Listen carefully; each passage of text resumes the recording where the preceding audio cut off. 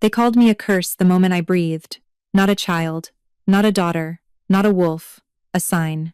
The elders wrote it in the birth ledger before I could even open my eyes. Omega, born under a devouring moon, mark her as Omen. They said the sky swallowed the moon the night I arrived, that the eclipse turned the world black, as if even the light refused to witness me. That was my first identity. Not Alara, not pup, just ruin. I don't remember the night I was born, but the story never stopped following me, retold as warning, not memory. Every time crops failed, they blamed the eclipse child. When fever spread, they said my breath called sickness. When lightning struck the eastern ridge, someone whispered. She must have looked at the sky again. I learned early that I didn't have to do anything to be hated. Existing was enough. Omegas are already born at the bottom, expected to bow, to serve, to never look an alpha in the eyes. But an Omega born beneath a Devaney's blackened moon? That wasn't just low, it was unholy. No one touched me unless they had to. Mothers pulled their children away if I passed too close. Warriors muttered counter blessings if my shadow touched their boots. Even the healers wrapped my bandages using sticks instead of hands, as if my skin might stain them from the inside. I was raised on leftovers, food placed at the door, never handed to me. Words were thrown, not spoken. When training season came, I was excluded for safety. When ceremonies were held, I was barred for purity. I wasn't punished. I wasn't rewarded. I was contained. There is a kind of loneliness that doesn't ache, it calcifies. Turns soft things to stone, turns a heart into an observation tower. I stopped asking, why me? Because there was no why. There was only was. I was the omen. I was the shadow. I was the reminder of a night when the moon died for a breath and the pack needed someone to blame.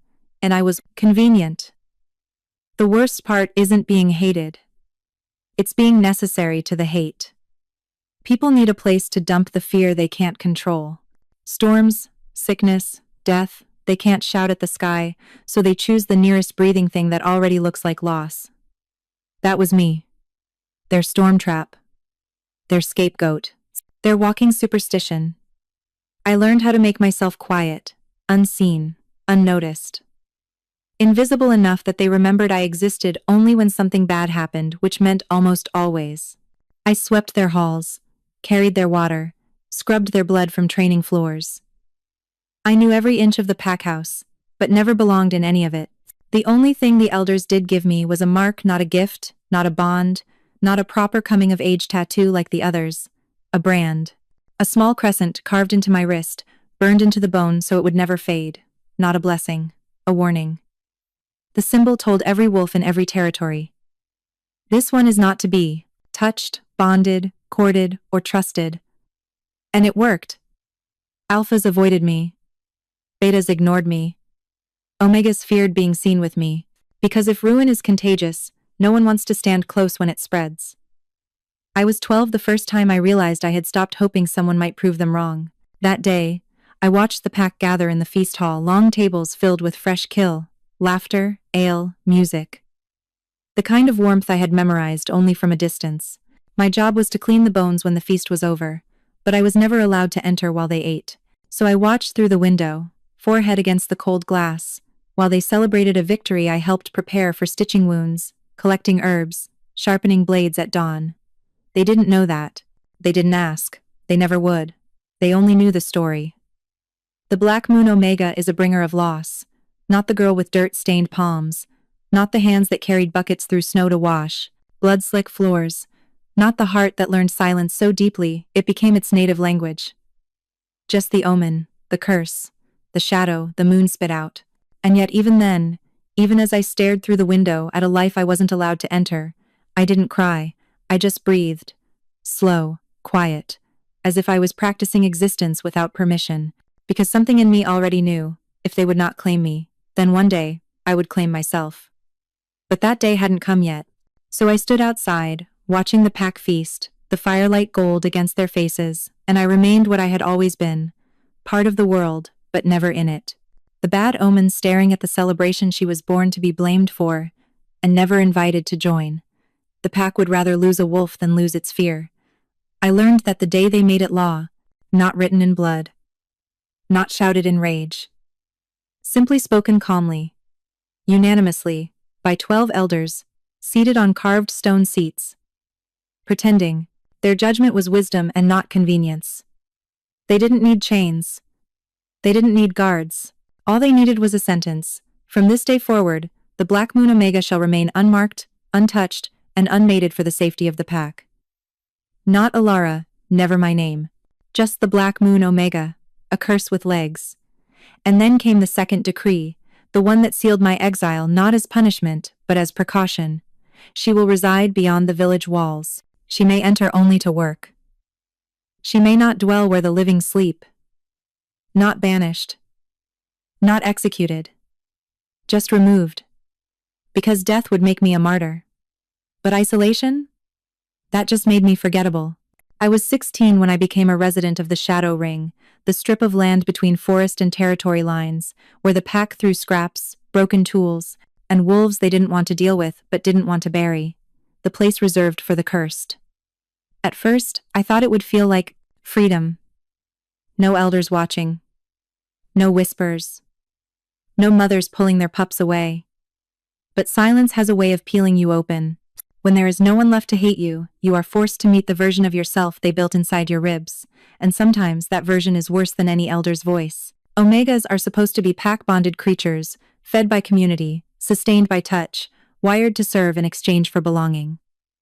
But I became something else. Lean. Fast. Silent enough to steal a rabbit from beneath an alpha's nose. I learned which streams stayed clean after storms, how to build shelter from roots and rock, how to move without sound even when the ground wanted to give me away. I learned that hunger sharpens more than teeth, it sharpens instinct. And a wolf with instinct is never truly powerless. The pack thought exile would break me. Instead, it taught me 3 things. A wolf is not a curse just because a council says so. An Omega who survives without a pack becomes dangerous in ways they can't predict. The world outside the walls isn't empty, it's honest. The forest never flinched at my shadow. The wind never whispered warnings about my birth. Animals didn't run from me because of a brand on my wrist. Nature does not fear what humans label, only packs do. They still made me work, of course.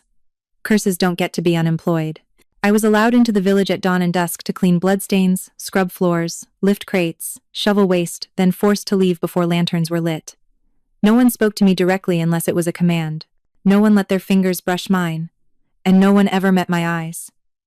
They treated me like a ghost, except ghosts are at least remembered. I was just an obligation.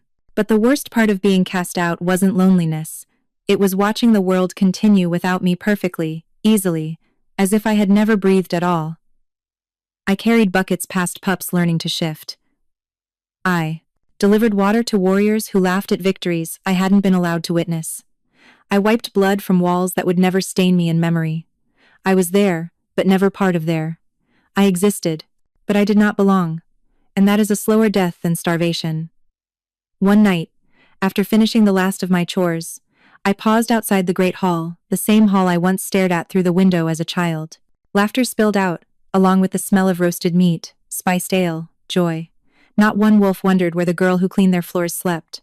I did not cry. I did not ache. I simply turned away because nothing hurts forever once it stops expecting to be healed. When I reached the tree line, I lifted my wrist and stared at the brand the council carved there years ago, a crescent scar, a mark that meant untouched, unwanted, unworthy. I traced it with my thumb, not with shame, not with fear, but with a promise. If the world insists I'm an omen, then one day, I will decide what I'm an omen of. For now, I survive. Silent, fast, unseen, but I am not gone. And the mark they branded me with, meant to bury me in fear, will be the same mark they choke on when the moon decides it remembers me. Far to the north, where the mountains cut the sky like blades, and winter never fully sleeps, a king heard the first rumor of a girl who should not exist. Not a prophecy, not a sighting.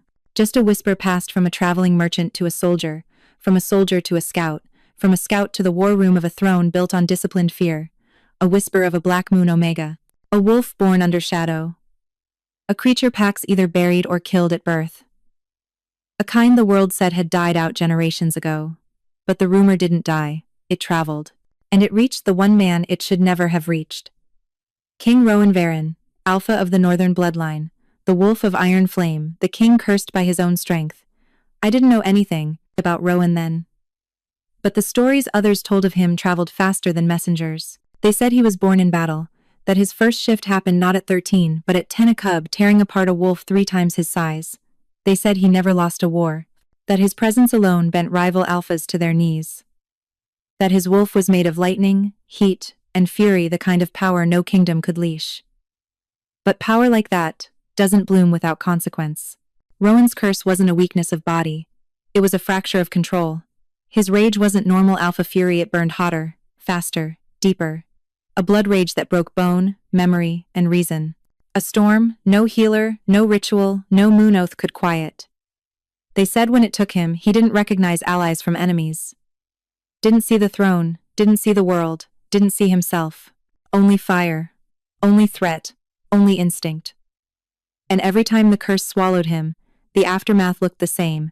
Ruined rooms, shaking soldiers, and a king with blood on his hands that wasn't always from strangers. The northern court threw everything at the problem. Iron cuffs forged with lunar metal, wards etched into his skin, 100 healers, 1,000 chants, herbs that burned, roots that silenced, potions that froze the wolf inside him for hours at a time. Nothing lasted. Control was a fight he was losing, and losing faster every season, until his healer said the one thing no one expected. This is not a sickness, this is imbalance. Rowan demanded clarity. The healer explained. His curse wasn't just rage, it was excess. Too much fire, too much dominance, too much alpha energy for a single wolf to contain. Nature once balanced such power using a counterpart instinct. A shadow, born Omega. One created to still what fire could not break. Rowan didn't believe him at first because in his world, Omegas were either domesticated or dead. But the healer pressed. If fire must be met with fire, you will burn the world. But if fire is met with shadow, the flame learns to breathe. So Rowan asked the question all kings eventually do when their power begins to cost them everything. What must I do? And the healer answered, find the Omega born under darkness, or lose yourself to the light. That was all it took. One rumor, one possibility, one chance at control. Rowan ordered a search. Not a royal invitation. Not a court request. A hunt. A continent-wide sweep for a creature the world treated like a myth or a mistake. Scouts were dispatched. Border packs interrogated. Travelers bribed, threatened, questioned. And soon, a direction emerged. A southern territory with a story of an eclipse-born girl. A village that fed a nameless Omega, but never let her stay within its walls. A wolf who lived outside civilization, yet hadn't died. A girl blamed for storms, sickness, and death, because fear is never creative, just repetitive. And for the first time in his life, Rowan, a king feared by armies, was the one chasing a ghost. Not to kill it, to survive it. I didn't know any of this when the search began. I didn't know a king had heard my name, not as an insult but as an answer. I didn't know my exile had turned into a trail stamped on maps I'd never seen, carried by soldiers who didn't yet know if they were hunting a monster or the cure to one. All I knew was that the forest had new footsteps, new scents, new eyes watching from trees. The world that wanted me forgotten had just remembered me. And the most dangerous wolf alive was coming, not to put me down like the curse they believed I was, but to see if the curse he carried could be stilled by the girl they threw away. Death did not frighten me. Being seen did. Death is simple, one breath taken, one breath not returned. But being seen? That is the moment the world decides what you are. And once it decides, it does not ask you again. So when the first unfamiliar footsteps entered the southern woodlands, heavy, disciplined, not the careless stomping of farmers or the cautious tread of hunters, I did not panic. I disappeared. Not because I feared being caught, but because I feared being believed in. Because if the stories were right, if a black moon Omega brings ruin, then the closer anyone got to me, the closer I dragged disaster onto their backs. And I already knew what it felt like to be blamed for things I didn't cause. I would not let strangers suffer for the curse they thought I was. The first day, I only watched them. 3 men, not pack wolves, their scent was foreign, colder, threaded with iron and northern pine. Their clothes were stitched with crestwork I didn't recognize. A black wolf crowned in flame. Royal. Not merchants, not wanderers. Hunters with orders. I didn't need to hear them speak to know they were not here by accident. No wolves travel this far south without purpose. And no one crosses this territory without permission from the elders, unless they outrank the elders or intend to ignore them. Either way, I would not be here when they reached the old path, so I ran. Not recklessly, I didn't crash through branches or leave a trail to follow. I knew every route, every dip, every animal track. I moved like something the forest had shaped, not allowed. My feet didn't break leaves, my breath didn't steam the air. My heartbeat matched the woods, not the road, because I was not running from them. I was running around them. A shadow staying out of reach. I went deeper than I usually dared, past the stream where the water runs red with copper, past the gnarled oak that points toward the ridge, past the boundary where even hunters do not follow, into the ruins. Old stone.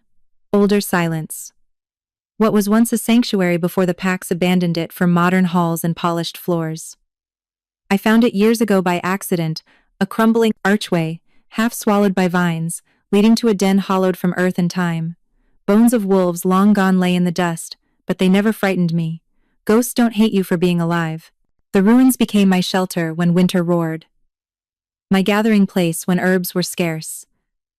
My proof that I could live where no pack wolf could even breathe without company. Here, the world did not ask me to bow, or belong, or explain myself. Stone does not accuse, it just remembers. I waited there as the trackers passed through the outer woods, their scents drifting in and out like distant storms. They searched outward, first the farms, the town border, the roads leading north. They questioned, bargained, demanded answers. But no one told them anything useful, not because they wished to protect me, but because they believed I wasn't real, or worse, that speaking of me might summon the omen itself. That is the power of myth. Sometimes it keeps you alive not because you are feared, but because you are unconfirmed. And myths only die when they are caught. I didn't sleep that night. I crouched in the ruins, knees pulled to my chest, watching the dark breathe between the trees. One of the trackers lit a torch, another carved a symbol into a tree, a circle of flame, a northern claim. The third sent up smoke. 3 bursts, then 5. A message, a signal, a call to someone far more dangerous than them. A king does not search in person for rumors. Unless those rumors matter. Unless something in the world has shifted, and he intends to shift with it. By morning, I understood something I had never let myself consider. I was no longer being avoided. I was being found. And not by the pack who rejected me, but by a man whose name I had never spoken, whose face I had never seen, whose curse I did not yet know I was tied to. I didn't know then what would follow the burning trees, the clash of 2 belief systems. The moment a king would look at me not as Omen, but answer. I only knew one thing: the hunt had begun. And this time, I was not running to survive. I was running because the world had finally turned its eyes toward me, and I wasn't ready to be real. Kings don't chase omens, they chase answers. And when King Rowan finally entered my forest, I understood the difference. I had seen alphas before, territorial, confident, loud in the way wolves are when they need the world to remember their teeth. But Rowan was not loud, he was inevitable. A presence that didn't walk into the woods so much as claim them by simply existing inside them. No armor, no crown, no council escort. Just a black cloak, a scar across his jaw, and a wolf inside him so tightly leashed that the air seemed to hold its breath for him. He didn't look like a king desperate for help. He looked like a man who had already torn down too many walls to be stopped by one more. And when he spoke to his men, I finally learned the voice of someone used to being obeyed. Find her. Not to kill. To confirm. No threat. No rage. Just purpose. He wasn't searching for a monster. He was verifying a theory. And I, the girl they'd sworn was a curse, was the only variable left. I ran again, because running was what I knew. Not because I feared Rowan's power. Power is predictable. I feared what he might decide after he saw me. Would I become a weapon? A prisoner? A proof? Or just a convenient body to bury once the answer he needed was taken? I had lived my whole life avoiding the world's definition of me, but a king's definition? That could burn across nations. So I ran, through fern and root, over stone and stream, using every hidden path, every fox trail, Every space the forest carved for me because the woods may not have loved me, but they learned how I moved. But Rowan wasn't like the others. He didn't follow. He cornered. I smelled smoke before I saw flame. At first, I thought lightning had struck a dry limb, but the scent wasn't wild burn. It was controlled fire. Directed fire. A perimeter blaze. I climbed a ridge and my stomach froze. The outer forest was burning. Not chaotically. Not recklessly. In a ring. A slow-moving wall of flame driving inward, pushing everything animal, human, wolf toward the center. Toward me. It wasn't a hunt. It was a siege. Any other alpha might have marked borders with scent or steel, but Rowan used fire, not to destroy me, to remove every option except him. That was the moment I finally understood the kind of king he was. Not one who chased prey, one who erased escape.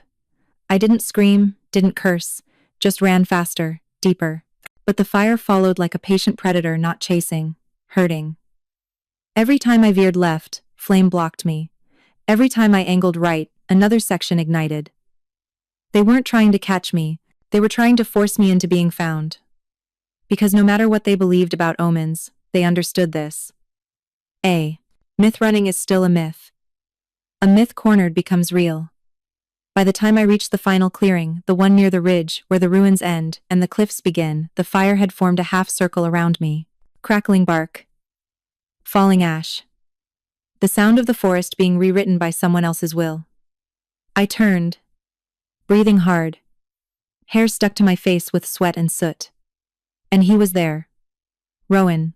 Standing at the only exit the fire hadn't claimed. Not shifting. Not snarling. Just watching me.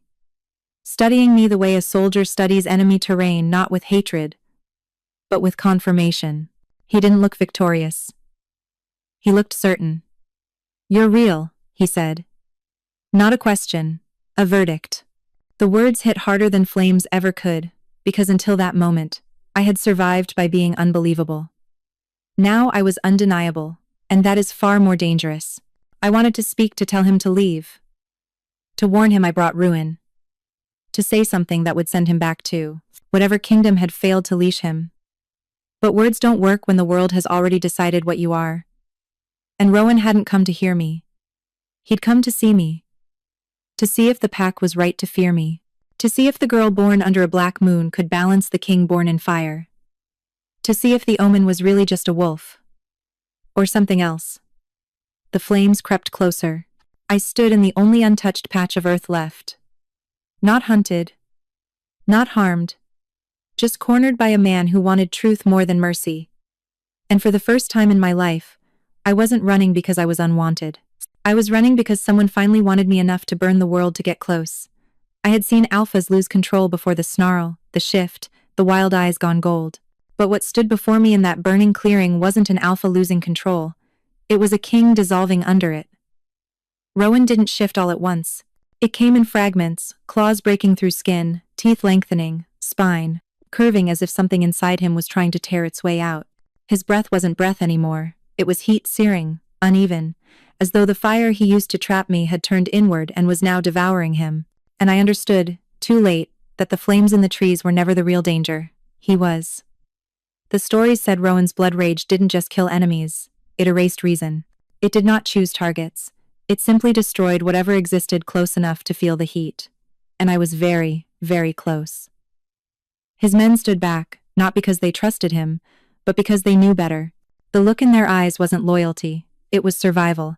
They'd seen this before, but they had never seen me. He staggered, teeth half-shifted, breath ragged, eyes no longer holding shape or thought. Not golden like a wolf's, but molten. Molten like something that had forgotten how to be human. Instinct told me to run. Every lesson I had learned since birth, don't be seen, don't be touched. Don't get close, commanded me to move, to vanish, to let the forest swallow me again. But the fire had already taken the forest, and the king had already taken the distance. There was nowhere left to go, so I did the one thing no wolf, alpha, beta, or omega was ever taught to do in the presence of a raging king. I stepped closer, not because I was brave, because I had nothing else left. His wolf was almost fully formed now, muscles shifting, breath shaking the air, growl cracking with pain, so old it sounded like it had been born with him. He wasn't just fighting the shift. He was being pulled through it. Not a choice. A collapse. I saw his hands claw into the ground, fingers ripping into dirt, body shaking like he was holding back a storm no one else could see. And for the first time since I'd watched this king enter the woods, I realized he wasn't hunting me. He was trying not to drown in himself. And nobody, not even the men sworn to die for him, stepped forward to help. Because power is only worshipped when it's in control. Once it breaks, no one wants to touch it.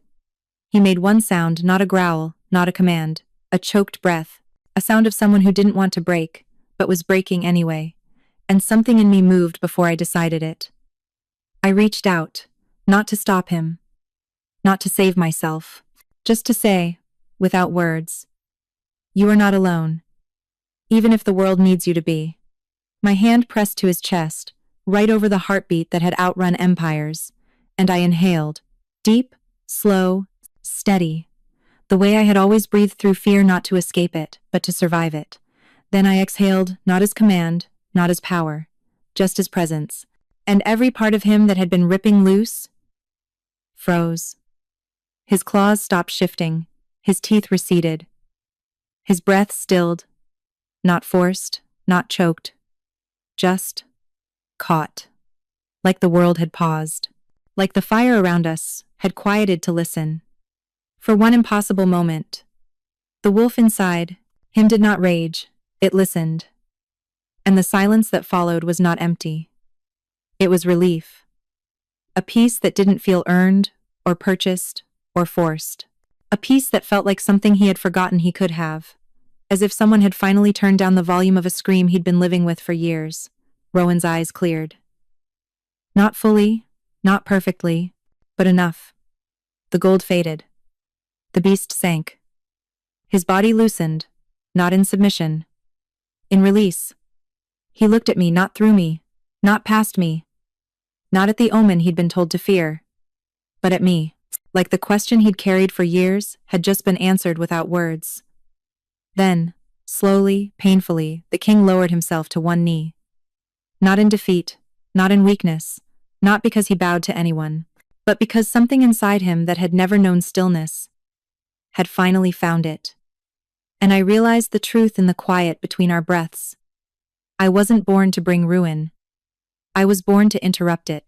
I thought the king would drag me in chains, or parade me as proof, or expose me to the world so the elders, the packs, the kingdoms would see what he'd found. But Rowan didn't imprison me. He hid me. The moment the fire died and the rage inside him went silent, he stood not as a beast, not as a conqueror, but as a man who had tasted peace for the first time in years and was already afraid someone might take it away. His men watched him, waiting for orders.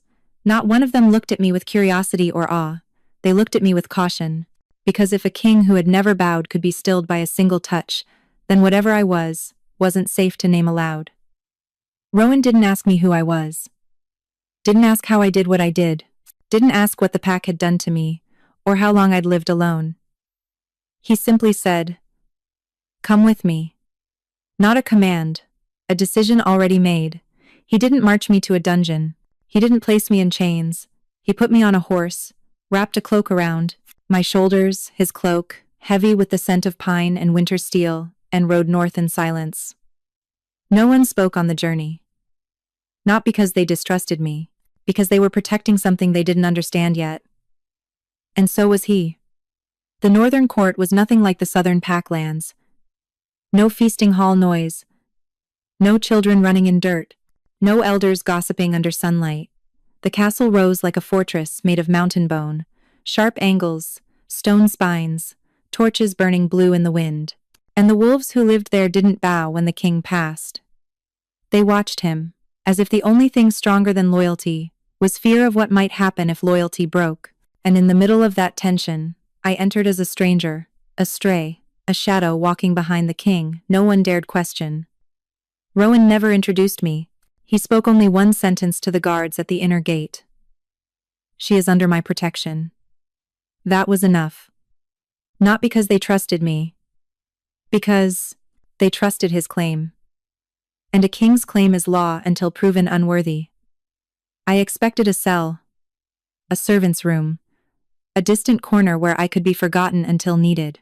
Instead, he led me to a chamber near his own, not luxurious, not decorated, just safe. Then he said something I didn't understand at first. You won't be recorded. No name in the court ledgers, no entry in the guest logs, no title, not prisoner, not advisor, not Omega. A ghost inside the castle walls one only he and a handful of trusted guards knew existed. You don't want anyone to know I'm here, I said. He didn't deny it. Not until I understand what you are, he replied, and not until I know who would try to take you from me. His voice wasn't possessive, it was strategic. This wasn't about ownership, it was about survival. His and mine. He didn't assign guards to watch me. He assigned them to shield me, not positioned at my door, but at the corridors around, his council chamber. The message was silent but clear. I was at risk not from outsiders, but from the people inside his own kingdom, because whatever I was omen, cure, imbalance, threat, it disrupted power, no one wanted disrupted. And if word spread that the king's curse had been softened by a black moon Omega, one long buried by history, the council would tear the world apart to either claim me or erase me. So Rowan gave me something I had never had. Protection without ownership. And then something stranger happened. We spoke. Not as king and subject. Not as Alpha and Omega. As two creatures who had been taught that control was the only way to stay alive, and were slowly learning it wasn't the only way to exist. I taught him breath, the kind that doesn't fight the storm, just outlasts it. He taught me what life looks like when fear isn't the only language the body knows. He corrected my stance when I walked like prey. I corrected his breath when his pulse climbed like a trapped drum. He asked nothing from me except honesty. And I asked nothing from him except distance, which he gave until I stopped needing it. I never sat at the high table, but he placed a chair for me beside the throne behind a carved screen of dark wood, where I could see the court but the court could not see me. Not a decoration, not a servant, a witness. To the weight he carried, to the fury he hid, to the calm he now knew how to reach. He didn't say it aloud, but I understood. He didn't want a mate. He didn't want a healer. He didn't want a servant. He wanted the only thing the world had never allowed him, someone who could see him, and still stay. So I stayed, unlisted, unclaimed, unannounced, not because he hid me in shame, but because he hid me like something he wasn't willing to lose. And for the first time, I wasn't surviving as a shadow. I was choosing to remain one, because the king who could burn forests was willing to burn for me. Powerful wolves don't panic when they're losing control. They panic when they realize someone else can control what they never could. That was the beginning of the council's suspicion. Not the burned forest, not the king's sudden calm, not the way Rowan now walked through the halls without the usual iron restraint in his shoulders. No, what frightened them was the absence of violence. A king who had shattered tables, walls, and bone, while fighting his own wolf, now sat in council meetings without breaking a single thing. And peace, in the wrong hands, is louder than war. They started small, questions dressed as politeness. My king, your blood rage has lessened. Have you found a new healer? Your temper seems contained. Have you been blessed by the moon again? Is it true you didn't destroy a single guard this week? Remarkable. Rowan answered with silence, the kind that sounded patient but was really warning. But silence doesn't fool wolves who've survived centuries by smelling what others hide. The council didn't look for answers in the king. They went digging for them in shadows, in the servants' halls, in the guard rotations, in the records of food rations. And one night, they found me. Not my name, not my presence. Just my difference. An extra tray brought to a room no one was allowed to enter. A cloak washed with no signature scent. A healer's herbal smoke drifting from a chamber not assigned to healers. And worse, the guard assigned to watch a wall had changed twice in 1 month, receiving double pay and sworn secrecy. That was enough. Not proof, but threat. They summoned Rowan to the council chamber, a circle of stone and flickering firelight, where decisions were made the way wolves mark territory. In silence first, in blood later. I wasn't there, but I heard every word through the vented stone of the hidden passage above the hall, the only place Rowan allowed me to listen. Council Elder Theron spoke first, voice, polished like a blade meant for ceremony, not mercy. My king, your wolf has not raged in over 3 weeks. Yet no official healer has been appointed. That is concerning. Rowan didn't answer immediately. I could imagine his face, unreadable, patient, deadly. Elder Marith continued. A curse does not break itself. Something or someone has interfered. That word, someone, spoken like a scent they couldn't trace yet but could already taste. The turning point wasn't the questioning. It was the birthmark. Because while I stayed hidden, my past didn't. One council archivist, a wolf older than dust but sharper than a spear, found my record, not a name.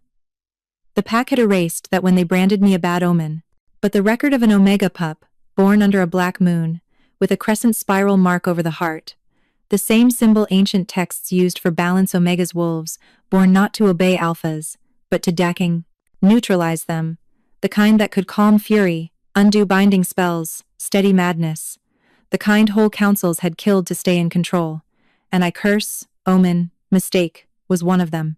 The council didn't call Rowan a liar, they called me a weapon he was smuggling into the throne room, a weapon that made him too powerful to challenge, a weapon that could make future kings independent of elder rule. So they did what wolves always do when something threatens tradition. They wrote a law in secret, a decree sealed in blood. The balance, Omega, is to be removed for the safety of the crown. Execution by cleansing fire, no burial, no mourning, no record, not exile, not imprisonment. Fire the only death that leaves nothing behind. Not even bones for truth to grow from. Did Rowan know immediately? No. The council underestimated him, and overestimated how much of the kingdom he actually controlled. He ruled the wolves, but they ruled the laws beneath them, and laws, written in shadows, are the deadliest kind. The decree was signed, the execution date set, the pyre location chosen, and I, the girl who had survived storms, hunger, wolves, and isolation, had just been marked for a death even the moon wouldn't remember. The only reason I found out was because one guard, the youngest, the only one who looked at me with something like understanding, placed a torn corner of the decree under my door. 8 words, written in dark ink. They mean to burn you before sunrise. I didn't scream. Didn't cry. Didn't run. I just stood there, heart beating slow and steady. Because once you've lived your whole life as a curse, there is nothing more dangerous than finally knowing you were never the curse at all. What they feared wasn't my birth. It was my power. And for the first time in my life, I didn't want to disappear. I wanted to be seen. Even if it meant burning first. I always knew the fire would come for me again. The first time, it was the forest. This time, it was the throne. Soldiers didn't come at night like assassins. They came at dawn, the hour of lawful removal, when executions aren't murder, just state decisions. Their boots echoed through the stone halls like a heartbeat I didn't own. 3 of them, not many, because they didn't expect a curse to fight back. They expected an omen to accept its fate. The youngest guard, the one who had warned me, wasn't with them, which meant he was either removed or silenced. I didn't scream, didn't claw, didn't shift. When they shackled my wrists, I let them. Iron cuffs, not silver. They didn't fear my strength. They feared my existence. The leader spoke with that voice soldiers use when they think duty makes cruelty righteous. By council decree, you are to be removed for the safety of the kingdom. I almost laughed. I had survived hunger, exile, storms, winter, superstition, loneliness, and all. They thought removal sounded gentler than death, but I said nothing, because silence terrifies cowards more than threats ever will.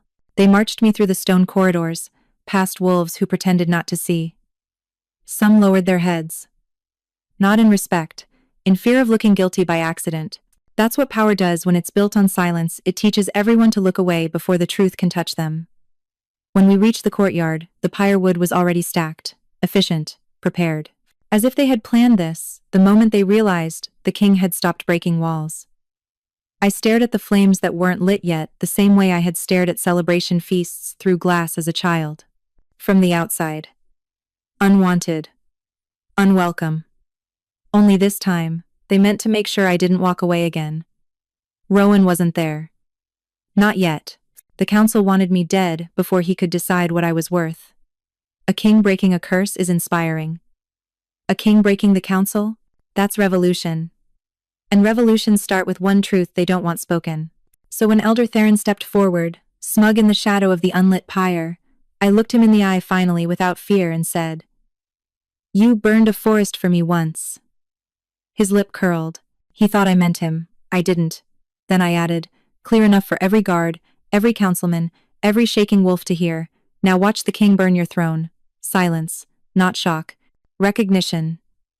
Because they all knew the man who once set a forest ablaze to corner a single girl would not quietly allow her to be taken. And then the wind shifted. Not a breeze. A warning. Boots, heavier than any guards, struck the courtyard stones. One by one, soldiers turned and bowed. Not to the council. To him, Rowan didn't roar, didn't shift, didn't tear the courtyard apart.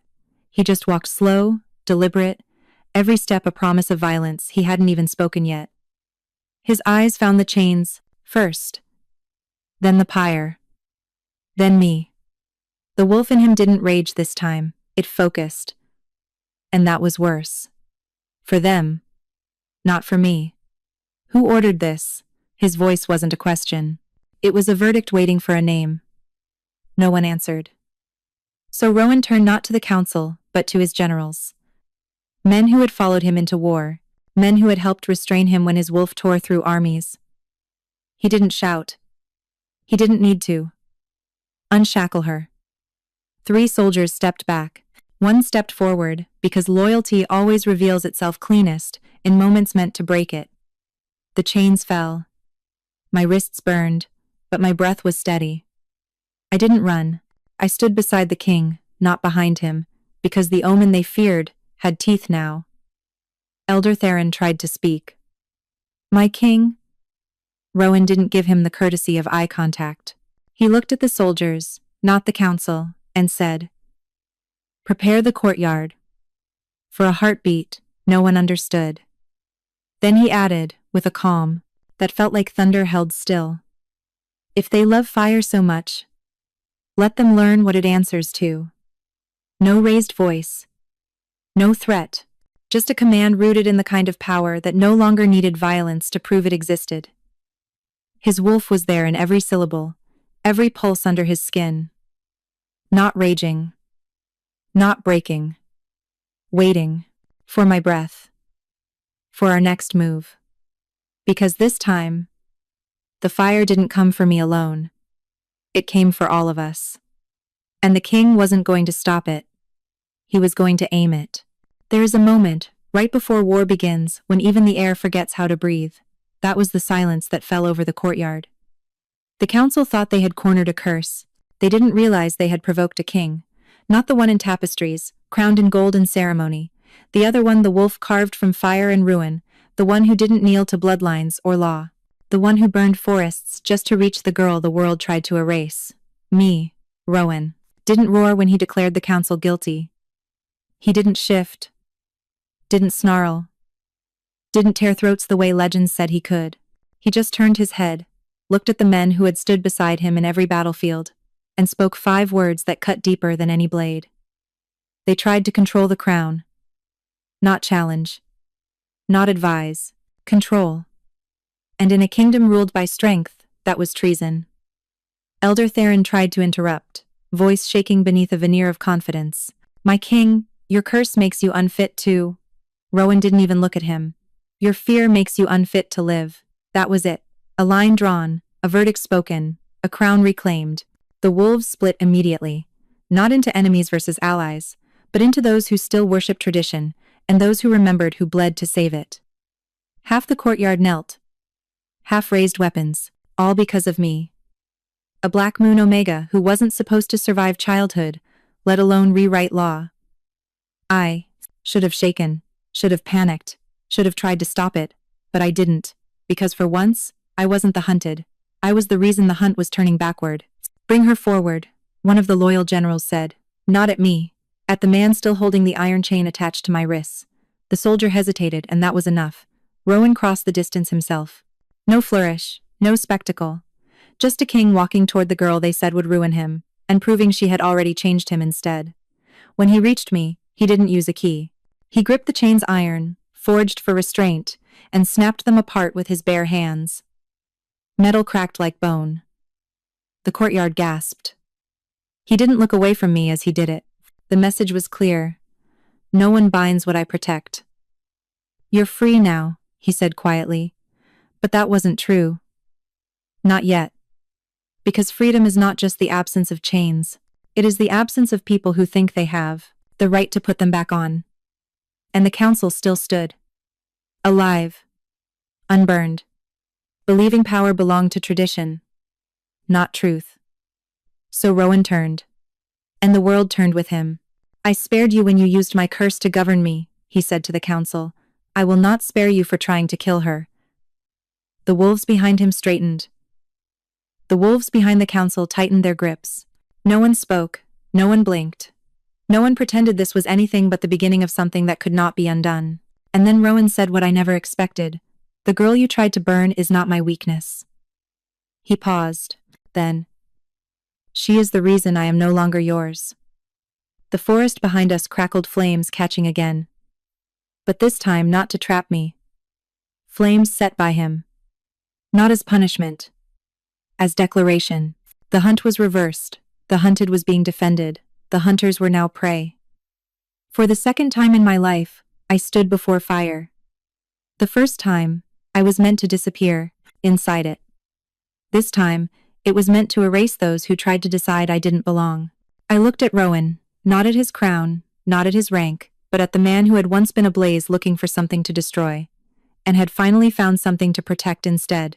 I didn't ask you to burn for me, I said. He nodded. You didn't have to. Because that's the truth. No decree, no elder, no throne understood. Kings do not burn forests for omens. They burn worlds for choices. And Rowan had already made his. I never imagined a crown would weigh less than a brand. But maybe that's because a crown is offered. And a brand is forced. The day Rowan called the wolves to the great hall, word spread faster than fire ever had. Not because the council had fallen though they had. Not because the kingdom was changing though it already had. But because the king had summoned me. The Omen. The outcast. The girl they once swore should never be seen beside a throne. They didn't know why I was there, but they knew it wasn't for punishment. I walked in without chains. And that alone rewrote more history than any decree. The hall was full wolves from every rank, every age, every fear still trapped in their breath. Some stared at me with caution. Some with awe they didn't want to admit. Some with resentment, because nothing threatens power more than the one who survives outside of it. Rowan didn't stand on the dais. He stood beside me. No crown, no armor, just the quiet certainty of a man who had made up his mind and would burn through anyone who challenged it.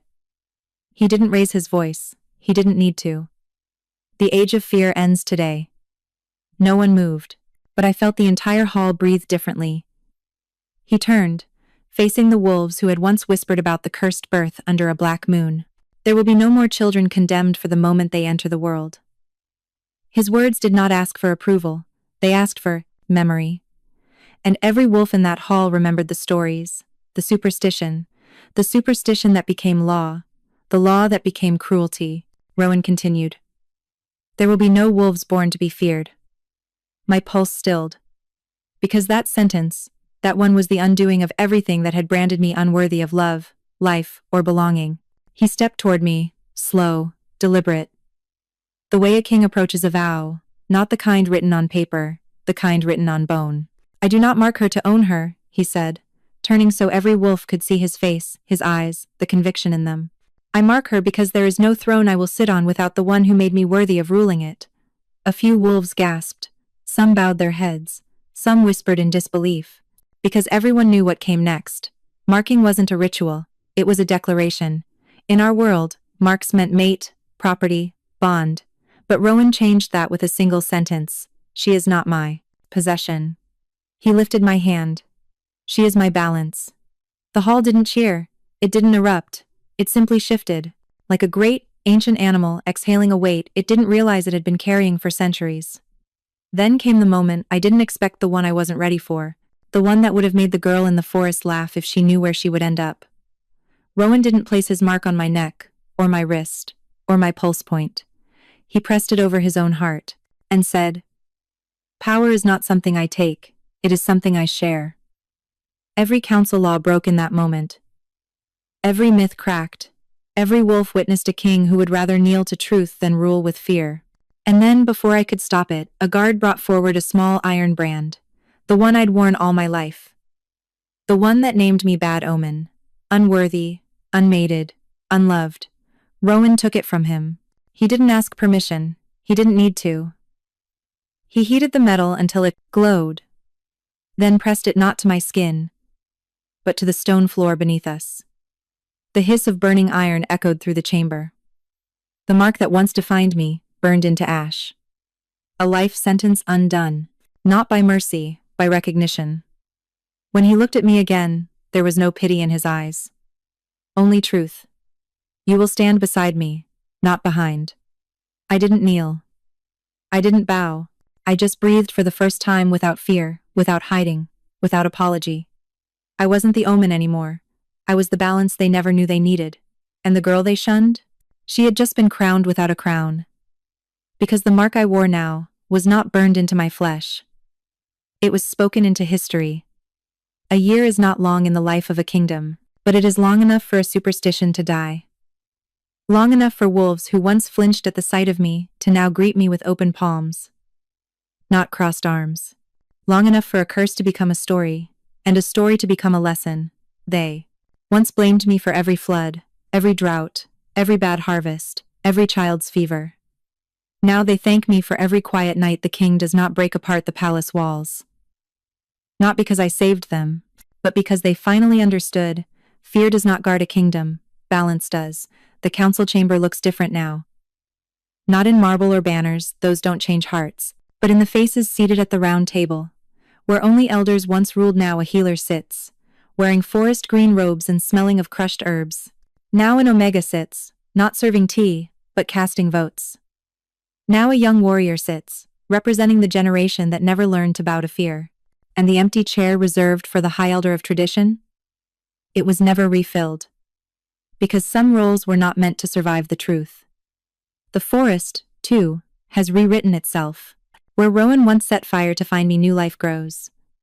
Aspen trees where the flames were hottest. Wildflowers, threading through old ash. Young wolves playing in places where soldiers once marched. The land does not hold grudges, only memory. And memory, when healed, becomes wisdom instead of warning. Sometimes I walk the forest edge at dusk, barefoot, breathing in the scent of the world remade. Not because I need to hide anymore, because I don't have to. And the wolves? They no longer whisper, "Bad omen," when a pup is born under a strange sky. They no longer mark newborns with fear before they learn to speak. A birth under a black moon is now called a balance blessing. And because the world loves its ironies, 2 pups have already been born that way in the last 9 months. Neither mother feared them. Neither father hid them. The old brand of shame, the one that once scarred my wrist, is gone from all records. History remembers what we choose to preserve, and we no longer preserve lies. As for Rowan, the kingdom still calls him king, but the wolves who truly know him call him something else. The alpha who learned stillness. Because the curse that once tore at his bones is gone. Not because it faded, but because he stopped fighting it alone. The first time he shifted under a full moon without chains or pain, the whole kingdom watched, not with fear, with hope. His wolf massive, black-furred, eyes once wild no longer raged.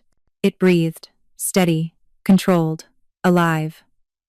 And I stood beside him, hand on his pulse, not to calm him, but to witness what calm looks like when the world no longer tries to tear it away. The moon, once blamed for madness, now watched in silence, as a king and an Omega stood side by side, not legend and omen, not ruler and servant, but 2 halves of a balance the world finally learned to protect. They once bowed to power because they feared its teeth. Now they bow to balance because they trust its hand. And trust? It is louder than fear ever was. No one says it aloud, but I see it in the way wolves walk now. Straighter, lighter, less guarded. The kingdom does not wait for disaster anymore. It builds for peace. And even if storms return, and they will, No one will burn a child for the shape of the night they were born beneath, because they remember the girl who lived in shadows, and walked into fire, and stood beside the king who could have ruled through rage, but chose to rule through restoration. I am no longer the Omen. I am the proof that kingdoms can be taught to breathe again, and when the moon rises now, no one hides. No one prays for safety. No one flinches at the shadows. They lift their heads and breathe with it. Like wolves who finally learned that the night was never their enemy, only the lies told about it were. And the forest, the throne, the king, and I stand in that truth, unmarked, unburned, unafraid.